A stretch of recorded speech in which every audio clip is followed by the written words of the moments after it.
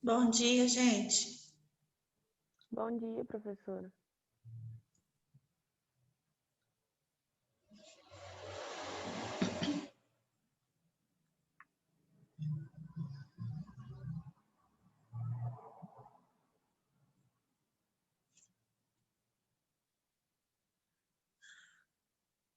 Uai, vocês se reuniram na sala de aula hoje? Bom dia, Tati. Bom dia! Bom dia! Quer dizer que a Maria Fernanda está aqui em Anápolis. Estamos, né, João? Sim. Você também não é daqui de Anápolis, não, João? Não, sou de séries. Você é fora de séries? E aí, vocês estão reunidos por causa de quê mesmo? Ah, porque, né, tem que aproveitar um pouco os amigos. Ou o outro aí. Quer dizer que dormiu todo mundo na casa da Ana Luísa? Não, Lógico que sim. Hora dessa. não, Vocês... pai. Ué, povo, tudo que tem casa em Anápolis, Tati. Mas é que desde ontem eu tô vendo foto de vocês no Instagram. Vocês estão juntos desde ontem. Desde domingo, na verdade. Então, tô falando que tá acampado aí. Vocês não querem contar a verdade? Perguntar mesmo. Vamos pegar as cadeiras.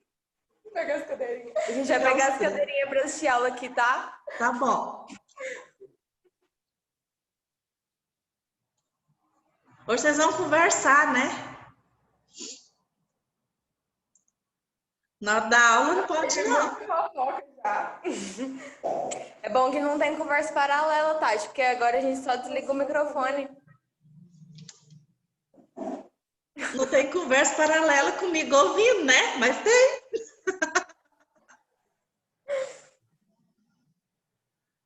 Gente, é muito amor envolvido.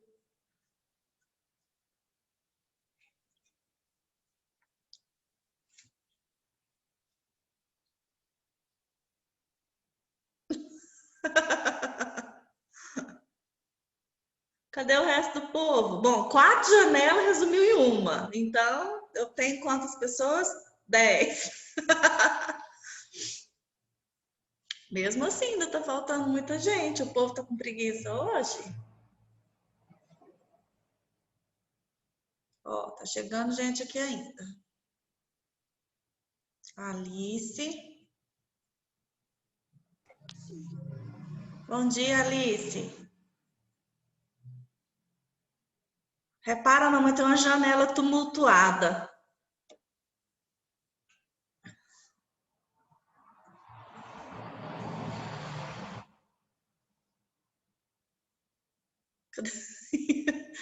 Cadê o resto do povo, gente?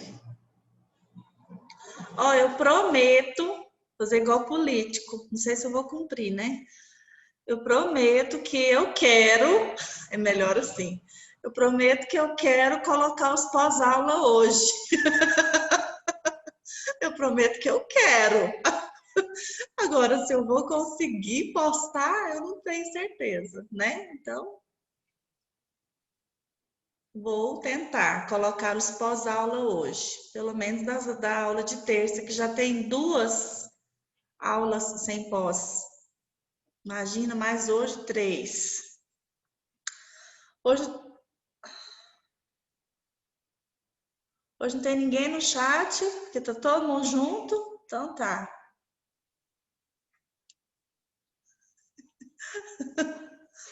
Mentira, a Alice falou bom dia. Bom dia, Alice. Gente, eu vou começar, o povo não chega, o resto do povo não chega. Cadê o Josué? Ele tá acordado desde cedo, postando treino no Instagram.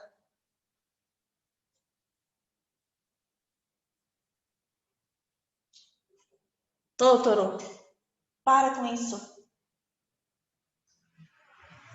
Gente, eu não sabia que cachorro ficava gripado. Então, fica. O Totoro tá gripado, com o nariz escorrendo, tossindo, com febre, agora me poupe, né? Tomara que não seja Covid.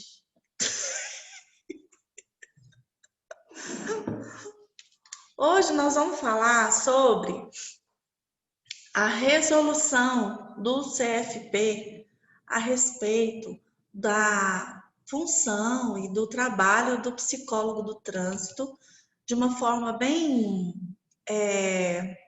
criteriosa, colocando numa lei, numa resolução, né, os artigos dizendo passo a passo o que é que pode, o que é que não pode fazer, como que o psicólogo do trânsito deve agir. Então, eu vou compartilhar a tela para vocês verem. Vocês estão com vontade de rir por causa de quê?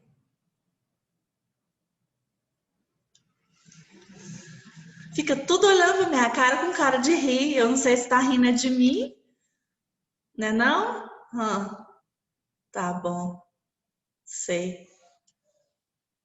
Rindo de quem, então? A única tela que tá aparecendo na cara, a de vocês é a minha?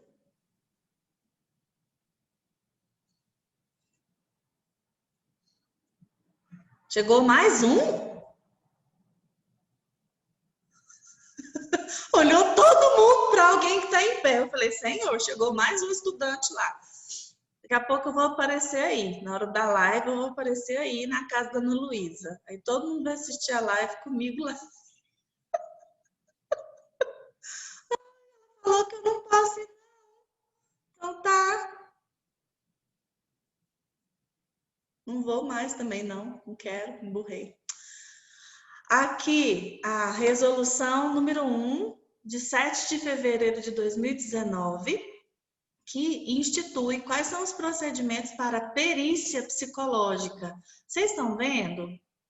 Tá aparecendo ela aí? Beleza. A gente vai lendo a resolução e comentando. Não vamos ler tudo não, porque ela é grande. Vamos pontuar as partes mais importantes para vocês terem uma ideia de como é sério e como é importante a conduta do profissional da área de trânsito, porque tem toda uma legislação que atribui a um regimento que deve ser cumprido por parte desses profissionais. Então, olha só, a primeira coisa que fala aí é que esse profissional ele vai utilizar métodos e técnicas psicológicas, que constitui o quê? Olha só que legal, uma resolução do Diário Oficial, é federal. Constitui função privativa do psicólogo. Então, essa função é uma área de mercado que só o psicólogo pode atuar. Não tem nenhum outro profissional que pode concorrer com a gente essa vaga de psicólogo do trânsito. Então, vamos lá. Considerando que o sistema de trânsito contém uma área de avaliação, considerando que isso é necessária essa avaliação para tirar a CNH e considerando algumas mudanças que aconteceram, vamos, portanto, ler quais são. Uai, a Júlia está pedindo para entrar de novo, ela tinha saído, eu nem vi. Vamos ver quais são os princípios éticos fundamentais que vão nortear essa atividade de profissional do psicólogo, inclusive citando o Código de Ética do Psicólogo. Vamos lá. Primeiro artigo.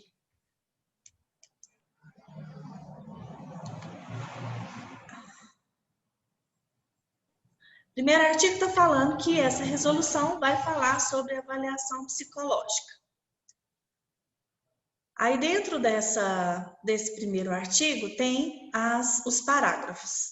A avaliação psicológica será realizada dentro dos padrões de uma avaliação psicológica que é feita pelo psicólogo. Então, primeira coisa, a gente vai obedecer o Código de Ética do Psicólogo e essa resolução.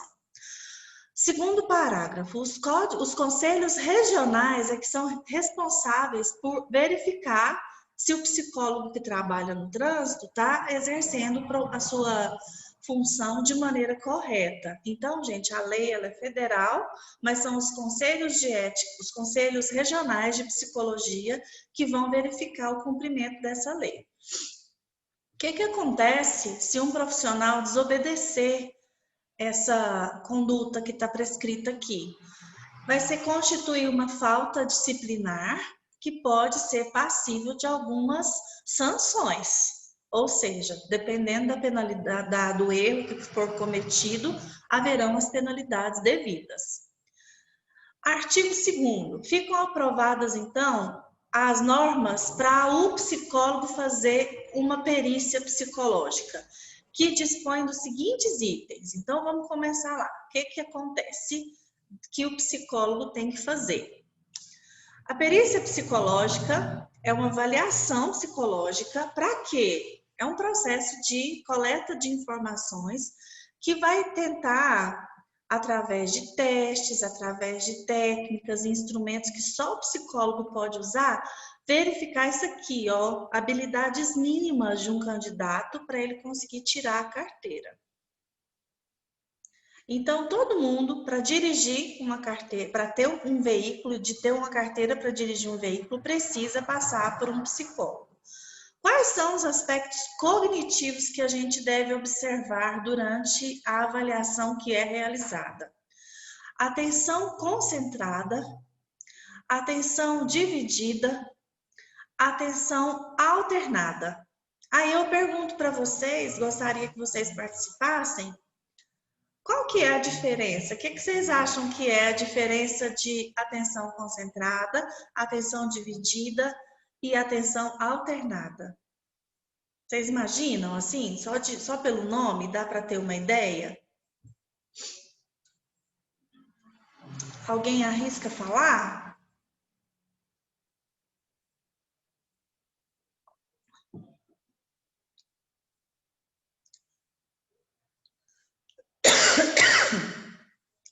Vai falar ninguém, não? Então tá. Então... Tati, Oi. na autoescola a gente aprende que é a atenção difusa, né? Que ela é ao seu lado e na frente, que você tem que olhar, e atrás. Então ela é o todo. A concentrada é como se fosse só na rua. Mas a difusa que a gente tem que ter em todos os aspectos. Acho que é isso. Isso, tá certinho, Dilane. Essa atenção difusa que você falou que aprende na autoescola é essa atenção dividida. O difusa e o dividida têm o mesmo sentido. Então, a concentrada é que eu tenho que me concentrar no meu ato de dirigir. Eu não posso dirigir e fazer uma maquiagem ao mesmo tempo. Eu não posso dirigir e digitar uma mensagem no celular. Eu não posso dirigir e estar pensando em outro problema. Porque tem gente que fala assim, não, eu não estava fazendo nada. Eu não estava segurando o celular, eu não estava mexendo em nada. Mas, às vezes, a pessoa está com o olho aberto, direcionado para frente, mas simplesmente viaja, dá uma perdida assim, às vezes até dorme no trânsito, pode provocar acidente, ou seja, é exatamente a ausência de atenção concentrada. Então, atenção concentrada significa que eu estou direcionando toda a minha atenção para o ato de dirigir. Atenção dividida ou a difusa, como a Edilane citou, seria essa atenção que eu tenho que, apesar de estar focada no trânsito, que é geralmente à minha frente, eu tenho que imaginar, tem carro atrás, tem carro de um lado, tem um cruzamento ali na frente, eu tenho que dividir a minha atenção nesse sentido. E a atenção alternada, eu tenho que alternar o meu olhar entre um retrovisor e outro, eu tenho que alternar meu olhar entre uma direção e outra quando eu estou num cruzamento e assim por diante. E esses aspectos, portanto, devem ser verificados durante a avaliação. Além da atenção, separada nessas três modalidades, a gente tem que verificar a memória visual e a inteligência. Vocês se lembram que na semana passada eu apresentei alguns testes para vocês que falavam exatamente sobre esses aspectos cognitivos? Eu apresentei um teste de atenção, eu apresentei um teste de inteligência, pelo menos para vocês terem uma noção de quais são os instrumentos de avaliação. E olha só, número 2. Eu tenho que avaliar o sujeito quanto ao seu comportamento, quanto ao seu juízo crítico. Em que sentido que seria esse juízo crítico? Então, tem uma Eu não sei falar, gente, esses trem de lei, quando é incisivo o parágrafo, tem uma letrinha aí, uma letrinha A, que explica esse número 2. Que, através da entrevista, a gente pode, por exemplo, criar uma situação hipotética para verificar qual seria a reação daquele indivíduo no trânsito, para verificar o tempo de reação, a capacidade dele de decidir um comportamento adequado ou não. Existem alguns testes que podem avaliar isso também. E o psicólogo também deve observar o histórico do candidato, né, a respeito de condutas que ele já teve. Se tem alguma coisa que onere, que vai pesar, desabonar o seu comportamento no trânsito. Quanto aos traços de personalidade, isso aqui a gente verifica num teste projetivo, como, por exemplo, o HTP ou o palográfico. Dá para observar impulsividade, dá para observar agressividade e ansiedade. Por que você franziu a testa? Não está entendendo? Tá tudo bem? Ah, então tá bom. É porque de vez em quando faz umas caras assim de que não tá entendendo. Às vezes é só de prestando atenção e eu tô pensando que é de não tá entendendo. Tá bom. Então, quais são os instrumentos que são utilizados para a gente avaliar esse candidato à CNH? Toda a informação que a gente for escrever num laudo, que a gente for escrever numa decisão que vai dar esse feedback para o candidato, se ele vai ser apto ou inapto, toda essa decisão deve estar embasada em fundamentos teóricos firmes, consistentes. Não pode ser um achismo, uma coisa subjetiva, tem que estar bem consistente. Quarto parágrafo, o psicólogo ou a psicóloga tem a prerrogativa de decidir quais os testes que ele vai usar, desde que eles estejam favoráveis no SATEPS, que é o sistema de avaliação dos testes, que sempre tem lá quais testes que podem, quais testes que não podem ser aplicados naquela época, naquele período. Então, é o psicólogo que pode decidir quais testes. O DETRAN, ele não diz, é o teste palográfico, é o HTP. Não, o DETRAN não fala, ele fala o que a gente tem que avaliar: atenção, memória, inteligência, ansiedade, agressividade, mas não fala quais testes que são aplicados. Então, o psicólogo tem a prerrogativa de decidir, desde que eles estejam autorizados pelo SATEPS. O psicólogo ou a psicóloga deve, então, verificar a qual grupo aquele sujeito avaliado pertence, se existe alguma norma restrita para aquele grupo, ou se ele vai ser atendido dentro de um grupo que é considerado universal. Ou seja, ele tem alguma necessidade especial, ele precisa de algum atendimento diferenciado, nesse sentido. Elas podem variar de acordo com a cultura, de acordo com a época, enfim, de acordo com alguma pesquisa que foi realizada no momento. Então, olha só que interessante, apesar da lei ser federal e ser abrangente, eu achei muito legal isso aqui, ó. Dependendo da população para a qual as normas foram estabelecidas, elas podem ser nacionais, regionais, locais ou específicas. Então, assim, é uma lei federal, mas a gente deve respeitar a questão cultural, a questão nacional, a questão regional de cada indivíduo. Isso é bem interessante no sentido de respeitar o ser humano dentro do seu contexto de formação. Agora, gente, vem uma parte que a gente percebe que é bonita demais na lei, mas a gente, infelizmente, se depara com a realidade onde eu nunca ouvi falar que ninguém fizesse uma entrevista psicológica no momento de tirar a carteira. Vocês já? Alguém já viu uma entrevista psicológica? Pois é. A entrevista psicológica é uma técnica utilizada durante a avaliação psicológica e está aqui todos os critérios que devem ser utilizados. Olha como que não é qualquer bobagem. É uma conversa dirigida com o propósito de perícia. Talvez essa perícia aqui também, ela esteja falando de um outro processo que não seja simplesmente um processo de tirar a carteira. Pode ser um processo de perícia em outro sentido. De repente, a pessoa perdeu a carteira por algum motivo, seja por causa de uma multa, uma conduta errada, seja porque ela sofreu um acidente. O conteúdo que nós vamos ver depois da segunda VA, que é o terceiro bloco, que é o ciclo 3, nós vamos falar sobre isso, sobre acidentes, sobre sequelas, pessoas tentando voltar a dirigir, e às vezes é o caso de ter que passar por uma perícia, e essa perícia ela é especial para aquele tipo de candidato. Então, nesse caso, eu acredito que pode ter a entrevista. Quem me chama? Alice. Oi, Alice.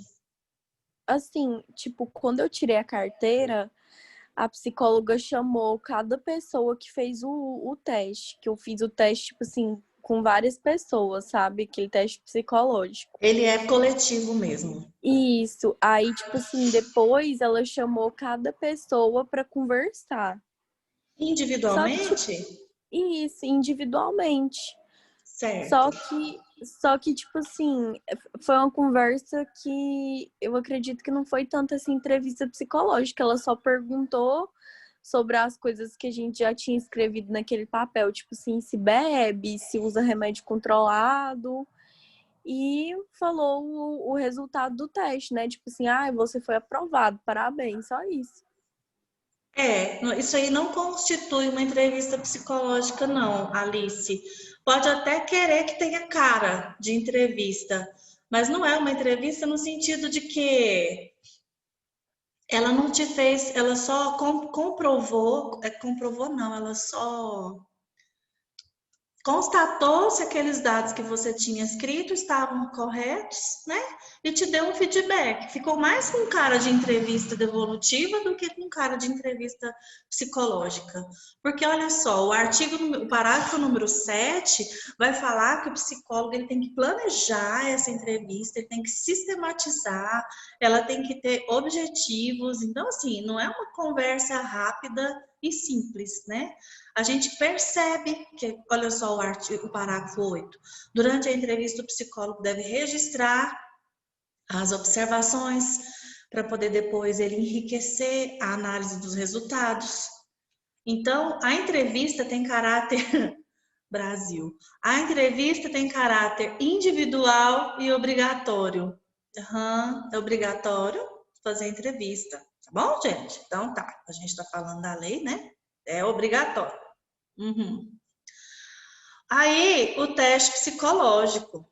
Aí sim, os testes são uma premissa do psicólogo, é uma função específica nossa, e a gente conversou sobre isso na aula anterior, e hoje eu trouxe a lei para mostrar para vocês como que funciona, como é que a lei orienta como que deve ser o trabalho desses testes. O teste psicológico é uma medida padronizada, que tem a função de mensurar semelhanças e diferenças e as reações do indivíduo. As etapas dos testes devem seguir a regulamentação do CFP, que trata sobre isso na resolução número 9. E aí, fala aqui, ó, aplicação dos testes psicológicos. Como que deve ser essa aplicação? Por que eu estou falando sobre isso de novo, pessoal? Porque é muito sério, o trabalho do psicólogo deve ser levado com muita seriedade. A conduta ética é muito importante. E, infelizmente, eu já me deparei, acho que eu citei isso para vocês na aula anterior, eu já me deparei com alguns psicólogos, algumas clínicas que são credenciadas com o Detran para fazer avaliação psicológica. E aí o candidato chega lá para fazer. E quem aplica o teste não é a psicóloga, é a recepcionista, é a secretária. Eu já vi isso, gente. Não me contaram só, não, porque já tem gente que me conta essas coisas, mas eu já vi. Então, chega lá, a psicóloga, ela assina, ela é aquela que passa depois riscando lá os laudos, dizendo se passou, se não passou. Eu nem sei, porque isso eu não vi, se é a psicóloga que corrige os testes, mas quem aplica não é, em alguns lugares não é o psicólogo. Isso está errado. Tem que saber aplicar, apesar de ser algo às vezes mecânico, porque já foi repetido várias vezes, tem que ser um profissional competente para aplicar o teste. Os testes da psicologia, eles muitas vezes são banalizados. A gente leu vários artigos já aqui nessa disciplina sobre isso, sobre algumas pessoas questionarem se precisa mesmo do psicotécnico, para que serve, que é bobagem. E aí, se ainda for aplicado de qualquer maneira por qualquer estagiário que estiver lá na porta da clínica, por qualquer recepcionista, eu não estou desvalorizando nenhum profissional, nem um estagiário, nem uma recepcionista, nem uma secretária. Mas eles não têm a formação na psicologia, então eles não podem aplicar os testes. Isso tem que ser sério, gente. Nós temos que ter consciência na nossa conduta profissional. Então, a aplicação dos testes, ela deve seguir rigorosamente as instruções contidas nos manuais. Em alguns casos, quando eu vou aplicar o teste, quando eu fazia muito teste, quando eu era, por exemplo, do RH, eu aplicava vários testes para fazer seleção de pessoas. Apesar de já saber as regras, as instruções de cor e salteado, porque você aplica aquilo ali toda semana, você decora, em alguns casos eu lia as instruções. Por quê? Porque ela deve ser seguida rigorosamente. Qualquer alteração não prevista no manual, a utilização de cópias implica em falta ético-disciplinar. Então, onde você for trabalhar, não só no Detran, que é o caso do artigo que eu estou mostrando para vocês hoje, mas onde você for trabalhar com teste, não aceita fazer cópia do seu material. É mais barato? É uma tentação? Principalmente se a empresa falar para você, não, nós não vamos ficar comprando esse tanto de folhinha, não, é só tirar a xerox. Você tem que se negar, você não vai aceitar. Você fala que isso fere a conduta do seu código de ética. A aplicação dos testes deve seguir rigorosamente as instruções contidas no manual. O 12 e o 13 repete. Que engraçado, igualzinho, olha. O 12 e o 13 repete. 14. Antes da aplicação dos testes psicológicos, deve ser estabelecido o rapport. O que é rapport? Vocês já aprenderam o que é isso? Vocês lembram? Sim, já foi passado pra gente, professora. Que é aquela espécie de meio que entrevista, né? Você pergunta como que a pessoa tá, como que ela chegou lá, vai ver ela foi assaltada no caminho, né? Isso pode impactar no caso. É aquele iniciozinho que você faz um contato inicial com o indivíduo, com o candidato. Aí é aquela conversinha que a gente tem, às vezes até, nossa, tá calor hoje, tá chovendo muito. Aquela conversa que não é uma entrevista, que não tem conteúdo, mas você está tentando estabelecer um elo, né? Você está tentando fazer com que a ansiedade seja um pouco diminuída, e aí você vai perguntar se o indivíduo comeu, se o indivíduo dormiu, se o indivíduo passou por alguma situação complicada, né? Porque tremendo a pessoa pode estar mesmo, porque ela está nervosa, de repente, diante de uma avaliação. Mas como disse o Vinícius, né? O exemplo que ele deu, já pensou se a pessoa acabou de ser assaltada? Acabou de sofrer um acidente no caminho? Então, assim, isso vai alterar o resultado do teste desse candidato. Então, não é interessante aplicar o teste aquele dia. A gente pode adiar, né? Então, é importante estabelecer o rapport e nesse procedimento a gente vai identificar, então, se existe alguma situação que pode interferir de alguma maneira negativa na hora que o teste for aplicado, porque se for prejudicar o candidato, nós temos que adiar essa aplicação. 15. Durante o rapport, eu tenho que, então, verificar condições físicas, psíquicas, tais como se ele toma medicação que vai interferir, se ele tem algum problema visual, como eu perguntei, ó, se ele comeu, se ele dormiu, então se está bem alimentado, se está descansado. Verificar se ele não está passando por nenhum problema, se está naquela situação, como foi o exemplo do Vinícius em relação a um possível assalto. Então, o que eu estou verificando? Eu estou verificando se o candidato está apto, no aspecto geral, a participar daquela testagem. Durante a aplicação do teste, olha só por que eu não posso deixar qualquer pessoa aplicar o teste. Durante a aplicação do teste, eu tenho que ficar como psicólogo, com a minha especialização nessa área, observando os comportamentos e registrando. Porque tem algumas perguntas que alguns candidatos fazem, tem algumas... Theo, para de conversar sozinho, Theo. Mamãe tá dando aula, você tá falando alto.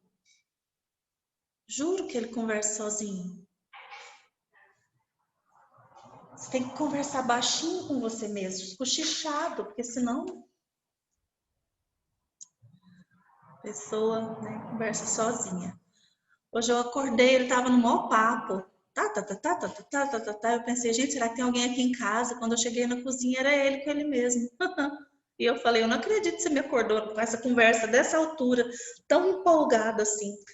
Então, ele não ia poder fazer o teste, né, do candidato aqui de CNH, porque conversando sozinho tem algum probleminha.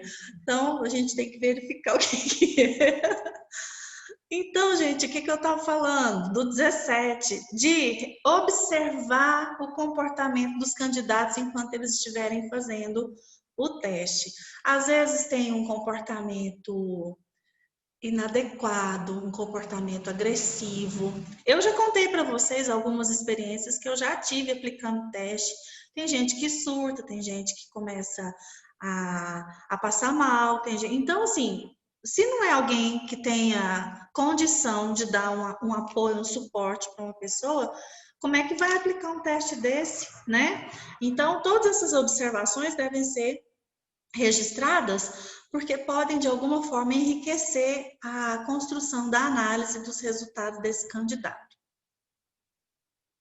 Outra coisa que a gente tem que prestar bastante atenção é no local para esse teste ser aplicado.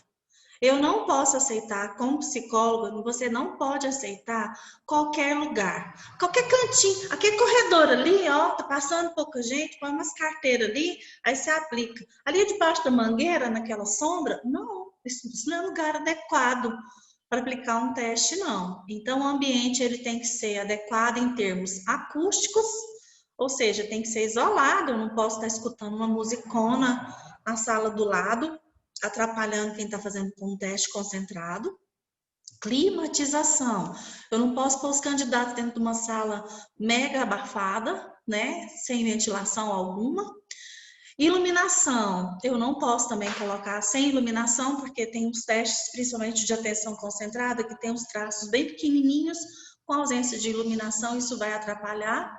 Enfim, qualquer interferência que vai prejudicar o candidato, uma interferência do ambiente, uma interferência física, isso deve ser observado pelo profissional. Então, o psicólogo ele não tem que chegar, a psicóloga não pode chegar em cima do salto, na hora de aplicar o teste e perguntar aonde que nós vamos. Não, ela já tem que estar lá antes, ela já tem que ter a sala apropriada, ela já tem que ter verificado as condições de aplicação. Aqui, gente, nem fala, que fala som, clima, iluminação e ventilação. Mas eu vou falar uma coisa a mais que não está aqui. Limpeza. Sabe? Às vezes uma sala suja, uma carteira suja, que o candidato vai colocar a folha de papel em cima da carteira e ela vai sujar. Isso é descuido, isso está errado, é uma condição equivocada. Ou uma sala que está com mau cheiro.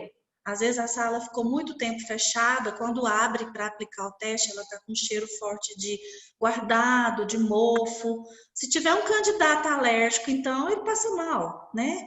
Então, todos esses critérios devem ser observados por quem? Por nós, não por outra pessoa, mas por quem vai aplicar o teste. Até aqui ficou claro? Faltam 5 minutinhos ainda desse link. E aí a gente vai fazer a avaliação. Quem que tem que corrigir esses testes? O psicólogo. O psicólogo não pode colocar outra pessoa para corrigir esse teste. O psicólogo, gente, o palográfico são vários tracinhos, vocês já tiveram acesso a ele na ANM. Só que os tracinhos, faz os tracinhos e um X ou um traço.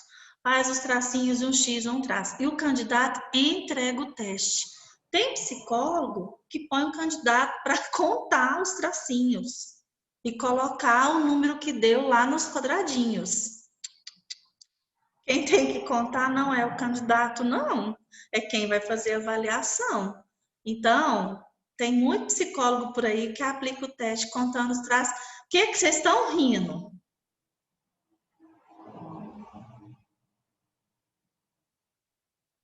Professor, quando eu fui tirar a carteira também foi desse jeito. Você teve que contar, Vinícius? Tive. E meu pai me deu uma dica maravilhosa que quase me fez reprovar no teste. Que Aí seu eu pai... contei um pouquinho disso. Meu Deus do céu. O que é, Ana Luísa? É porque a gente teve aula de AMM ontem. A gente aprendeu HTP e palográfico. Ah, que legal. A gente aprendeu a aplicação ontem. E a professora falou que tudo bem se a gente colocar o candidato para contar. E aí a gente ficou rindo aqui. Então tá. Então tá. Vou terminar esse link, a gente volta no outro. E cadê o Josué para cortar esse pedaço?